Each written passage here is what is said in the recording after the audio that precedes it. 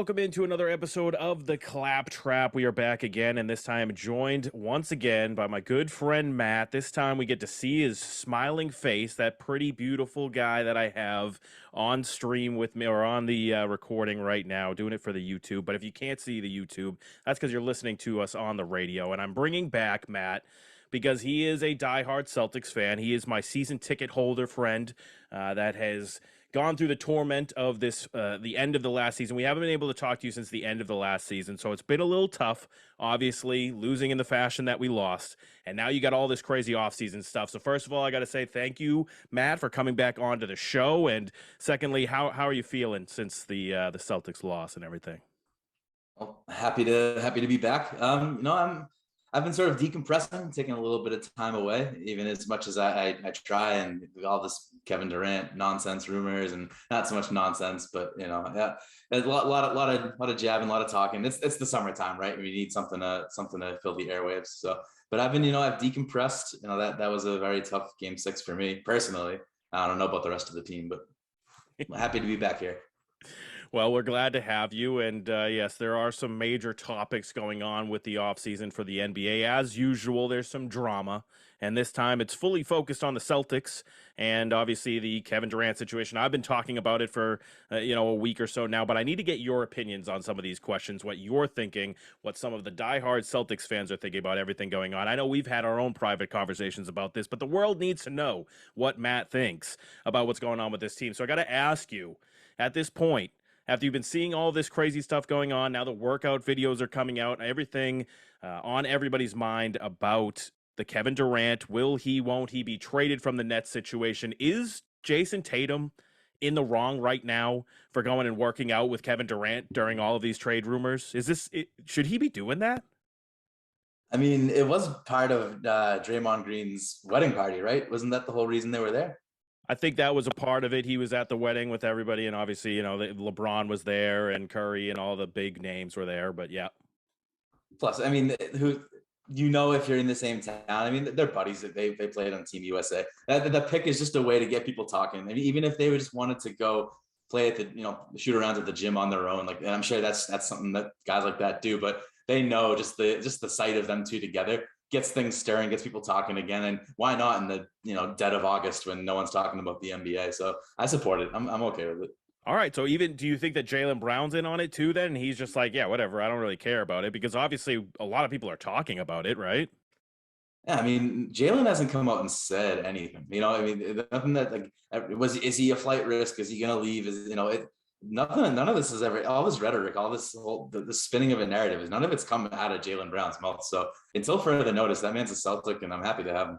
It's true. It's true. The only thing that really makes me think that there might be a little bit of, fire where there's smoke is the fact that Brad Stevens actually seemed to have offered up this trade to the Nets, including Jaylen Brown. So there's got to be something there, which I've also heard that Brad Stevens in the front office for the Celtics are very pissed off that all got out.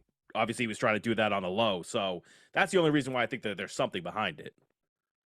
Yeah, I mean, how can you do business? How did you that the Nets drive down their own negotiating power just by the fact that I'm not going to want to do deals with you or even negotiate or talk about possible deals or trade opportunities if it's going to get leaked to the media immediately right after. So I think Brad's being a cool customer on this one. I think you were 2 games shy of an NBA championship this year, so you don't have to shake it up. You don't have to this. I go into the Marcus Smart versus Derek White in the trade talks. It's like you don't have to include DPOY. Should he be a reason you're not gonna get the deal done? Hell no.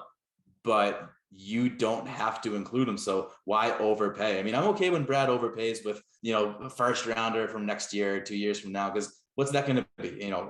At best, Kelly Olynyk. Like I'm okay with that.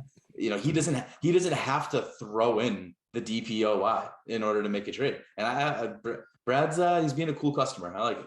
All right. Yeah. I don't know if I like how we're calling him the DPOY. I mean, I get that's what he was, but yeah, that's an interesting nickname. But so, all right. If you think it's all rhetoric, so do you think that there's anything to the rhetoric, though? Do you think there's anything? Do you believe at all that Jaylen Brown wants to go out and start a team and be the leader of his own team, or do you think he wants to hang out on the Celtics and be kind of playing second fiddle to Jason Tatum for his entire career, or as long as he stays with the Celtics at that point. That one's tough, right? Because it's, he's got the new agency. He's got, obviously who doesn't want to develop their brand when you're, multi-millionaire. I understand that part of it, but again, nothing's ever come out of his mouth that says he wants to get out of here. There's not really a lot of better opportunities if he wants to win championships, which I think that man's motivated to do. You're in a prime position here. If you get shipped off to Brooklyn, you're not in prime position to do that. So I mean, I'll tell you, my big hope, my big sort of would be the swindle of the century is if Brad Stevens packages up everything but Jaylen Brown or Tatum, obviously, and somehow tries to get the Kevin Durant deal. And it's not that it doesn't seem like that great of a deal, and it isn't that great of a deal. It's ponies for horses, but when you think about it, I mean, what are the Nets' better options right now? What exactly do they have a trade that they're going to fall back to? Every day their trade position, their leverage gets worse and worse. So that type of deal, the defensive player of the year, not the DPOY, him, Bob Williams, you name it, throw them all together, draft picks till kingdom come. That's the deal I would love to see. And, you're a lot of green goo if you see something like that happen. Yeah. And I'm talking with Matt here, my good friend and season ticket holder for the Celtics. We're talking all about this Kevin Durant situation. And I mean, I think that there's just no chance that would ever. I mean, the Nets ownership group is not bright, it seems, but there's no way they're going to let the Celtics fleece them one more time. So they have to, very minimum, get Jaylen Brown. But with that being said, and everything else that you're talking about, if the Celtics were, if you have to get into this hypothetical situation now, if the Celtics are planning to make that trade using Jaylen Brown and at least one more player, for you, is Marcus Smart off the table completely? And if so, why? Yes, but not because I wouldn't trade him in order to get Durant. Yes, because you don't need to include him. The Nets don't have any competing offers that would force you to include the defensive player of the year in the trade. It's just that's the whole thing. I'm okay that it's a hang up right now purely because they haven't lost the deal. We haven't seen Kevin Durant get traded anywhere else. And it's like, oh, damn, like if they had just included Smart, then it would have been fine. That hasn't happened yet. So I'm okay with the position that they're in right now. And again, Kevin Durant said he's going to retire before he plays for the Nets again. The Nets are going to have to take something. And with everyone knowing that, no one's going to offer up the farm for it. So we'll see. I think you're not going to see that great of a return on this trade, no matter what happens. Yeah, it's tough. I mean, on the one hand, you got the Nets who are sitting there thinking like, hey, I got you signed for a 4-year deal. What the heck is this all about? I have to be able to get something for you. But yeah, you're going to be left with getting whatever you can take at that point. So that's going to make things a lot more difficult. I mean, I think that, I think you're right. It's not that you wouldn't throw Marcus in for getting Kevin Durant. It's that you don't feel like you need to at this point just because of the position they put themselves in. And now they're all coming out and saying, hey, we want to run it back with this team. We want Kyrie. We want Durant. We want to just do the whole thing over again because they're just grasping at straws at this point and trying to get something together. We know that that's probably not going to happen, though. Best of luck to that team. Yeah, that's the dumpster fire was correct on that one. I thought that they were actually going to be good. I personally thought that they were going to be good. It completely imploded. I guess I should have seen that coming, but it is what it is at this point. But with all that being said, and the fact that the Nets do want to try and make that work, and so we'll see what ends up happening if they can either get Durant to change his mind or they're going to end up having to trade him.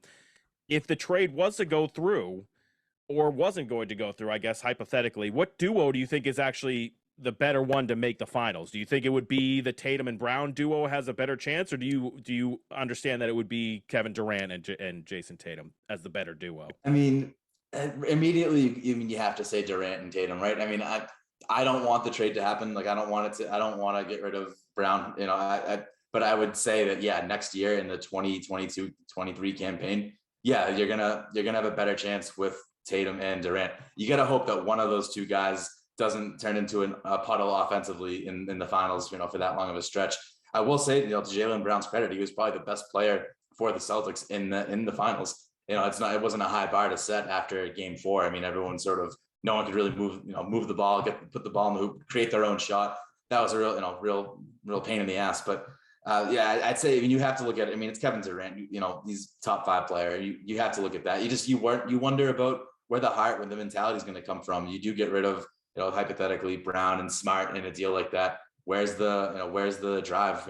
Those two guys certainly are alpha players, but we've seen them to have lapses in their alpha mentality on the court. Yeah, well, I guess the heart will just have to come from the great Ime Udoka, who everyone said was doing such a great job and everything like that, even though I don't really believe it personally. But whatever. Why? I just feel like, once again, if you get any coach to come in and the players are willing to buy into your system, you're going to seem like a good coach for the first year or two. Brad Stevens was considered one of the best coaches at the time in the beginning because everyone bought in. Then as soon as you got to the point where they were all superstars and they were all like, I'm not going to listen to this guy, then all of a sudden Brad's not as good of a coach anymore. I think the same thing will happen with Ime Udoka personally. It's all buddy-buddy right now. Everybody wants to fight and play for him, but as soon as that sours, then all of a sudden Ime Udoka isn't a good coach anymore because his players don't buy in. It's all about buy-in to me as a coach. But I mean, I disagree with that part of it. I think former player, I think that's a huge sort of credit to, but you look at the Steve Nashes of the world, obviously that's not really panning out too well. But I think Ime's got the ear of the room. And I know, and it's working out now. I can't sit there and tell you like it's not gonna, it's working right now. And I think the whole Brad Stevens, it's working right now, was a matter of that guy was given, chicken crap and made chicken salad out of it. I mean, that team they went 40-42, I think, and they were the 7th seed. Like that team ascended far faster than it was supposed to. It hurt their draft positions in those years. They only missed the playoffs that one year. Ime inherited something much different, and it was more about, I'm not going to compare him to Phil Jackson, but it was much more of like, manage the mentalities, manage the egos, sort of massage that, try to put it all together. And that's what I think Ime's been, done really well at. And I don't think that was Brad's forte. yeah, sure. I mean, former player doesn't look like a little twerp that they could just flick to the side when they're done with him. So yeah, I get it. They're a little more intimidated by Ime Udoka. We'll see how long that lasts. But you got a team in the Celtics here, and I'm talking with Matt, my season ticket holding friend, who is a bleed greener to the end. I got to ask at this point, with the way that the last season ended and the way that the team is currently constructed, you go out there and you get Malcolm Brogdon. You obviously got another piece. You have all the other pieces that are still under contract from last year's team. Everybody's going to progress. Is this championship or bust now at this point for this team, or do they have any more leeway with you at all, or is it's only championship or bust? I think you got to go back to the finals. I mean, and no one wants to see him lose 2 finals in a row. So yeah, I guess it's championship or bust. I mean, they were 2 games away, and they added significant, not significant pieces, but significant to what they needed. A better ball handling point guard that can run the offense, better than Marcus Smart, and a sharpshooter. I mean, Danilo Gallinari, he's got a lot of tread on the tires, but he's torched the Celtics before back in his Knick days, and I think he played for the Nuggets for a while too, I think. Yeah. So no, I like him. I think he's a great, 7th guy, 2nd guy off the bench type of deal. I'm excited. I mean, and if you can keep healthy, you saw the impact Rob Williams had when he was healthy for long stretches of the year. That should have been Defensive Player of the Year, in my opinion, if he not got hurt that last stretch. But no, I think this team it's finals or bust. I mean, I think that's what I'd go with. All right. Yeah, no, that's fair. I just think that you finally get that missing piece, or what it felt like you had for a missing piece in last year, which was one more scoring option off the bench, or something that could kind of change that momentum a little bit more than what we had. You had a bunch of players that just weren't playing up to their potential. Malcolm Brogdon comes in. Gallinari, that's another one, a shooter. Like we wanted shooters off the bench, that kind of stuff. And I think that he'll be a good addition as well. So, yeah, I mean, I think that you're right. Finals or bust. You can't miss the finals again after last year, and I know it's going to be tough again. I know teams like the Bucks are going to have Middleton, which a lot of people said if the Bucks had Middleton, maybe you don't end up getting past them. Miami is probably going to, I don't know if they'll get somebody else, but they'll be right in the mix. You have teams in your way, so I get that it's going to still be difficult, but you have to now go in and assert yourself once again as the top team in the Eastern Conference, who just added another big piece in Brogdon, and see what you can do with that. But you have to get to the finals, in my opinion. Last real quick question about that. Do you think that Malcolm Brogdon is going to have any kind of a starting role on this team, or is it Marcus Smart, DPOY, once again, fully all the time? That's interesting. I mean, you'd have to check egos, in order to put like smart on the bench. Obviously, when there's injuries, you'll slide him in. I think you'll see him peppered in a little bit. I think if someone's Smart's cold or Brogdon's cold or vice versa, I think you'll see he may play with the lineups a little bit.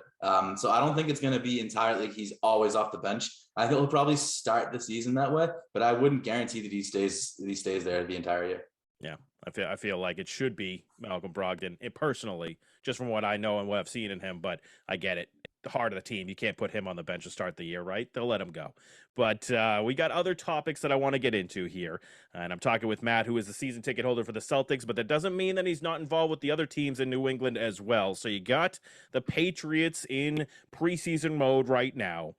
And I've got to ask, I'll give away a part of the show anyways. We're going away to my bachelor party this weekend, actually, in Foxwoods. And one of the things that we're going to get to do is watch a Patriots preseason game that's had a lot of kind of weird hype leading up to it. Now that you've had all these fights going on with the Panthers during the week and you don't know what's going to happen during this Friday night game, do the Patriots have anything to prove in this preseason game with the Panthers? Is it to you personally, or do you feel like it's just still preseason? Who really cares? I mean, I'm worried about like torn ACLs and cheap shots, and there's obviously a lot of chippiness coming out of this little joint practice, which was I don't know to whose benefit this whole week was. It's really just a lot of horror stories coming out of there. Get out healthy, honestly, have a good drive, and if Mac goes down 9 plays, 80, 75, 80 yards, puts it in the end zone, get his ass out of the game before someone goes in and gives him a cheap shot. As much as I was not a fan of not seeing the starters and not seeing a really decent product out in the field last week, I don't really want that chippiness to carry over into a game. So get the guys in there, get a good drive, maybe 2 drives, get people out, keep people healthy, because this thing was an absolute train wreck. Yeah, I mean, I was fully on board with going into this game, hoping that we were going to get a first half or at least the first quarter of number 1 starters out there. But now, like you said, I don't want it to get chippy. I don't want it it's almost like the fights during the week ruin the ability to have a good game plan going into the preseason game because, now all of our thoughts are you can't have your quarterback out there taking shots because the other team's getting a little chippy or something like that, or any of your new players for that matter. So it's going to be interesting how it goes. And it's been weird how these fights have been popping up. I know that there's a lot of people talking about how it's because, we don't really have the greatest coaches anymore. We're letting kind of shenanigans get in there and stuff like that. I don't know if it's necessarily that or it's just that they've been heated from the way that things have been going so far, which has not been good over the preseason. None of the practices, none of the reports or anything have been good from it. So I don't know what's causing all these fights. I will say, though, I heard what Matthew Slater said about that second fight where the guy was standing over Wilkinson afterwards, which I completely agree with him on that. The hit itself wasn't dirty or anything. Nobody was freaking out about that. It was the fact that he was standing over him afterwards trying to, intimidate or show dominance or whatever. That's always going to get people riled up. They had to have known that, right? Yeah, you don't do that in a game, let alone in a practice. Right. In a joint practice and that sort of facility. I don't know why I'm blanking on the word, but that's not the right environment for that anytime. So, I mean, I get why people are pissed. I get why people are chippy. And again, just save the real. You have 2 of these joint practice weeks, right? So you have this one that just passed, and then you have the Vegas Raiders one. I think they're going out to Vegas for this. You can do the developmental stuff and sort of the scenario plays and not having to worry about there being fights. You can do that with the Raiders. Josh McDaniels is at the helm. You're not going to have the same beef, the same tension with the 2 sides. Save any of that for, that might change their plans because maybe they wanted, the 3rd game to be that, the equivalent of the 4th game in the old preseason where all the guys who are competing for the roster spots are going out there. But maybe you have to use that game in a different way. It's just, I'm not the coach. I'm not the GM. I'm not anyone on this team. But you have to look at this and sort of recalibrate, readjust, and be like, hey, I'm not going to risk anybody's health over this because that chippiness, that tension did not just stop after the joint practices. It still exists. You have to be able to dance around it and avoid it at all costs. Yeah, and it makes you think a little bit about the preseason in general. And I'm talking with Matt here about the preseason. The Patriots have been working in joint practices with the Panthers all week, leading into a Friday night preseason game where we'll see what that ends up happening in that one. Will the starters play? How much will they play? Will there be more fights? How is it going to go? But in general, are you a preseason guy at all? Do you think they should get rid of it? Do you like the joint practices? Do you like the games even? What do you think they should even do moving forward in the NFL with the preseason and training camp and stuff? I like going. I like going to Fox Fox. I almost said Foxwoods just because it's on the mind these days. And I like going just because it's a Friday night. You're not missing other games, or like it's Thursday night, whatever the case is. You're not missing it. You're not watching your fantasy team. You're not watching any bets you have going on. You get to sort of take it all in and enjoy it, and you don't have to pay attention that much. It's a good take. In terms of the actual preseason, I mean, I think we're all. I imagine it.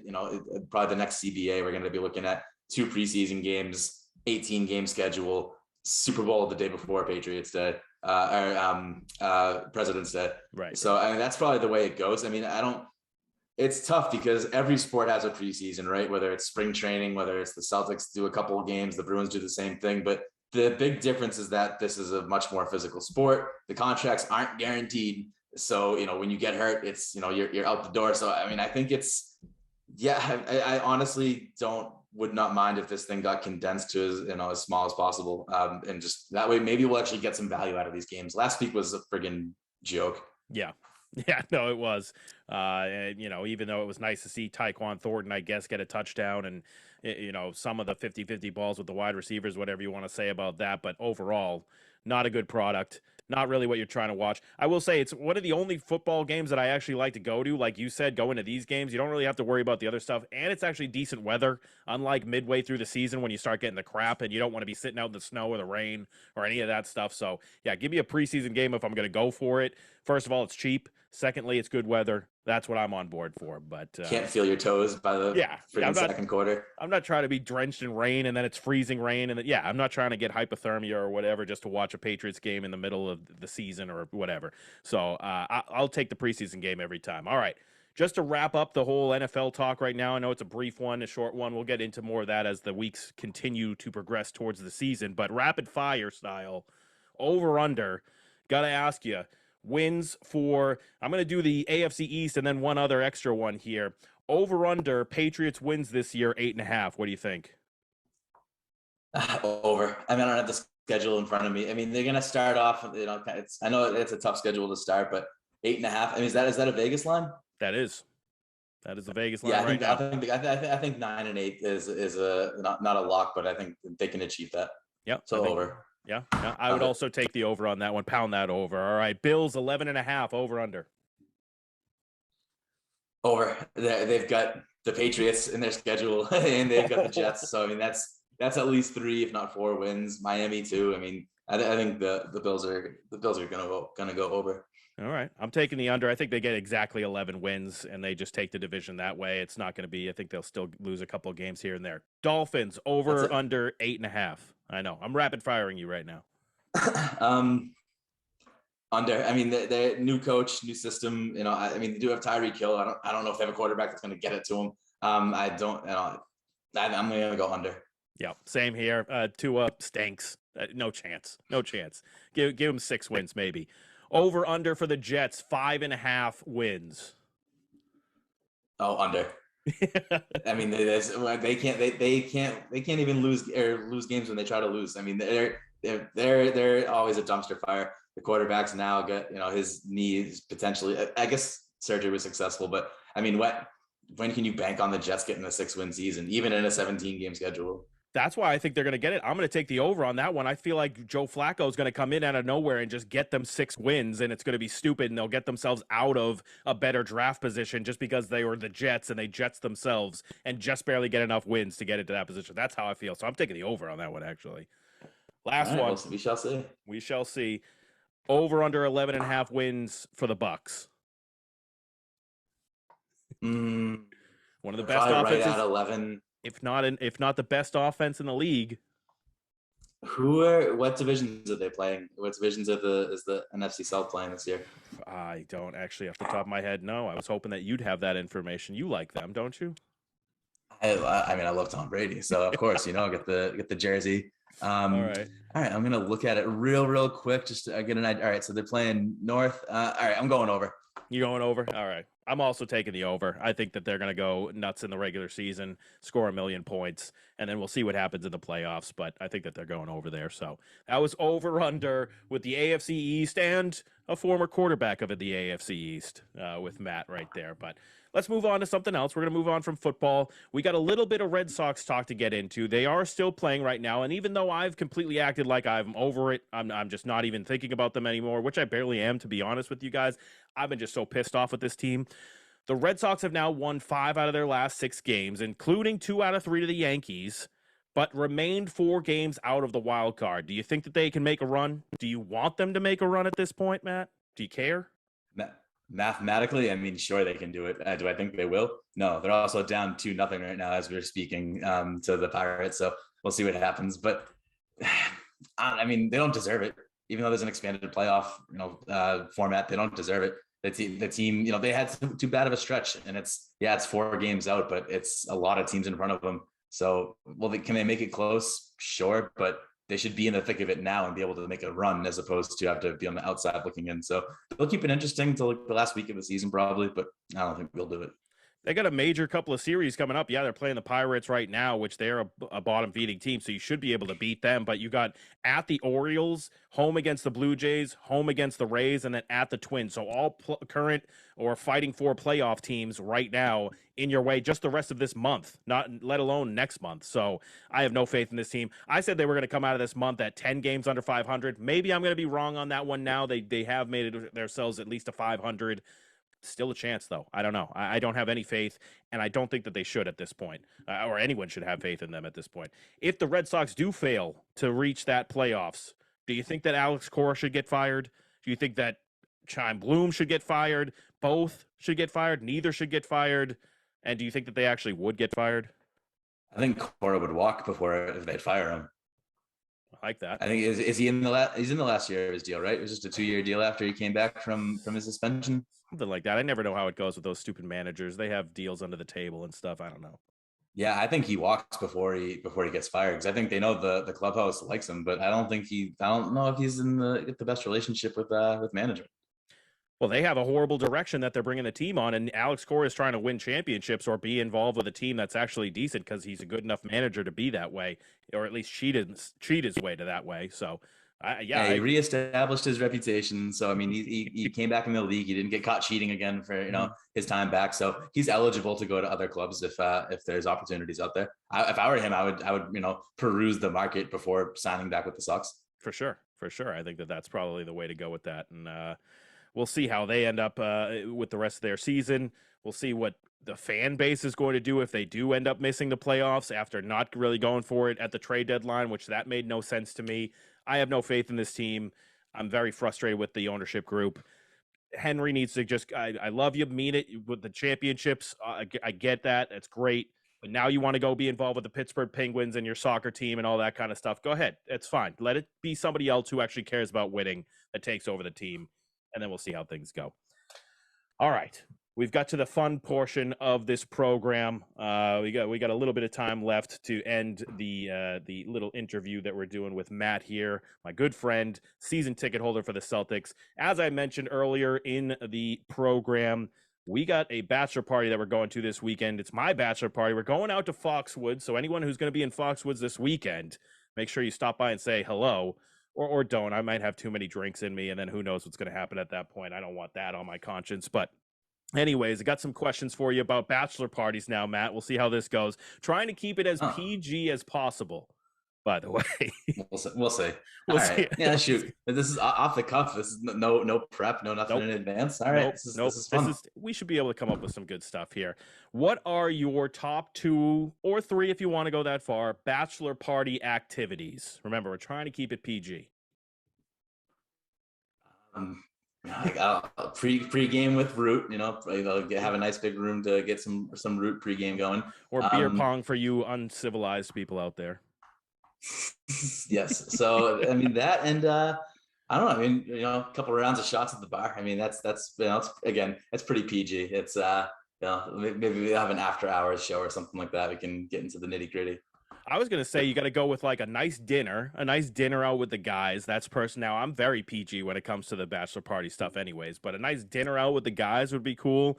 And then also another thing that we're gonna be doing. I know that you might not be involved with it, but golfing on the bachelor party weekend, I think, is a great thing. Get a little camaraderie, a little bit of competitiveness, that kind of stuff.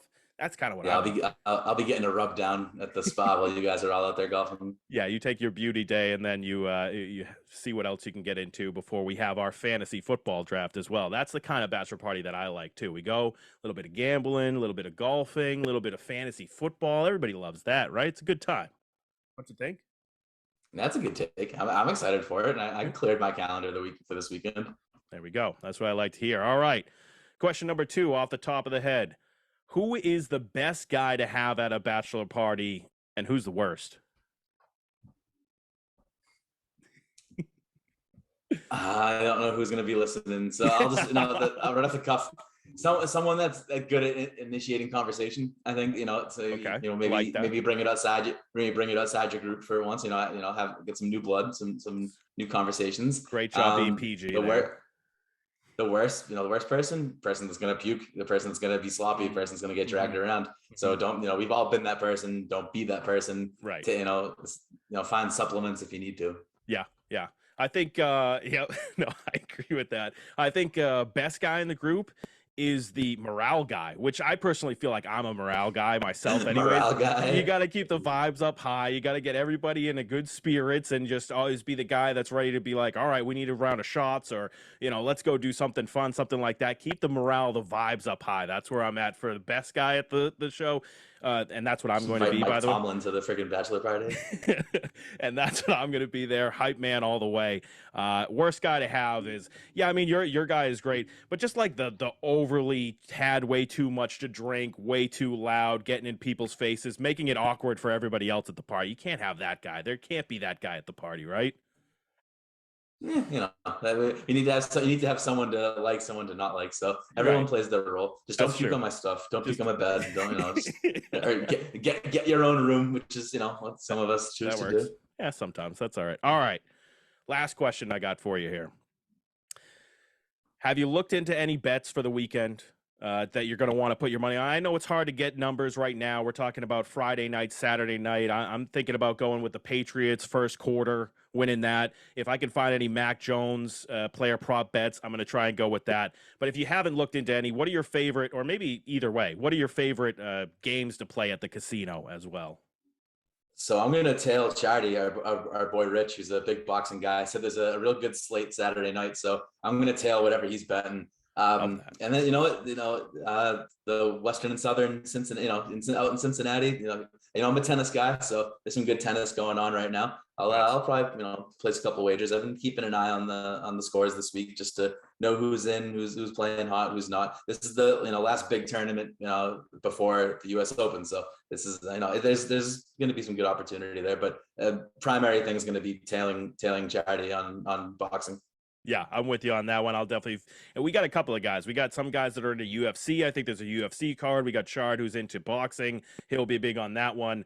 You like tennis. We'll get into that. And then you got the preseason game, which probably shouldn't bet on. That's real degenerate stuff, but whatever. We'll see how it goes.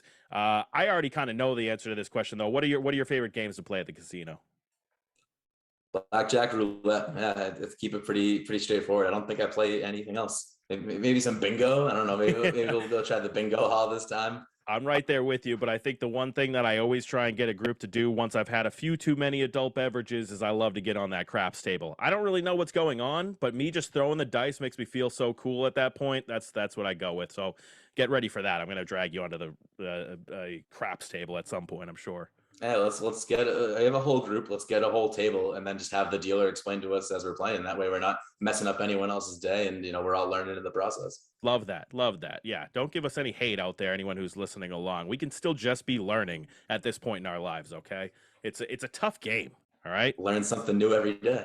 That's what we try to do here. All right. Well, thank you, Matt, for coming on. I appreciate it once again. We're going to do a lot more of this coming up as obviously the Patriots, the football season comes up. Then the Celtics will start as well. I'll have a lot more questions for you as we get into that. So thank you for coming on. I appreciate it. We'll have you on again soon. Always a pleasure. I'll see you in less than 24 hours, kid. Yes, you will. All right.